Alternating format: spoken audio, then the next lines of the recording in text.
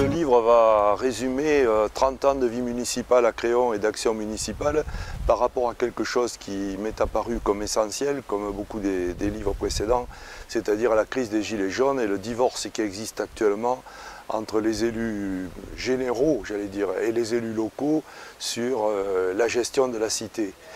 Ce divorce passe forcément par une nouvelle donne en matière de citoyenneté, et j'ai été frappé par le fait que pendant des années à Créon nous avons réussi à inventer l'autogestion participative ou associative citoyenne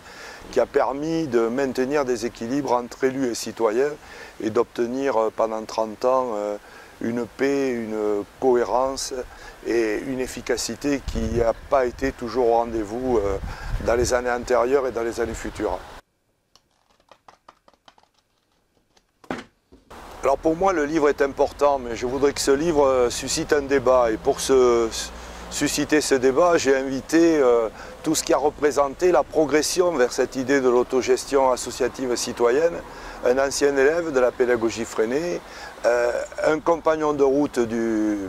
mouvement des Rocardiens qui est Michel Cabane, élu de Pessac et universitaire, ainsi que des témoins de la vie locale, Maxime Sajous qui m'a beaucoup soutenu et encouragé dans le projet du festin des lutins où ces jeunes ont pris le pouvoir. Ensuite, Céline Brissot, une conseillère municipale qui est rentrée avec moi en 1995 et qui est actuellement présidente du plus gros club sportif du canton, le handball club créonais, et le vieux compagnon de route qui est Georges Cazel et Lavigne, qui a été des fondateurs du cinéma.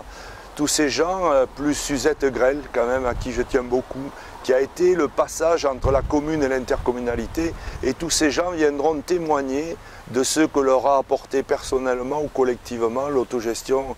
citoyenne partagée.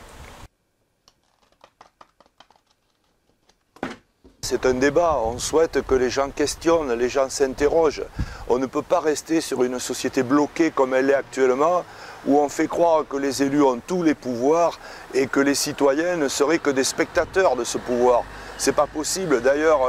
on voit bien que le gouvernement actuel a changé la donne, il multiplie les initiatives dans ce domaine-là, le grand débat qui n'était pas vraiment un grand débat, le tirage au sort de citoyens sur la montée en puissance du réchauffement climatique et d'autres initiatives qui se multiplient sur les retraites, les plateformes, mais c'est qu'au local et que localement que les citoyens pourront reprendre le pouvoir, parce que nationalement, j'y crois pas trop en dehors des périodes de vote. Alors vous les invitez où et quand ? Alors ça sera symboliquement dans le nouveau lieu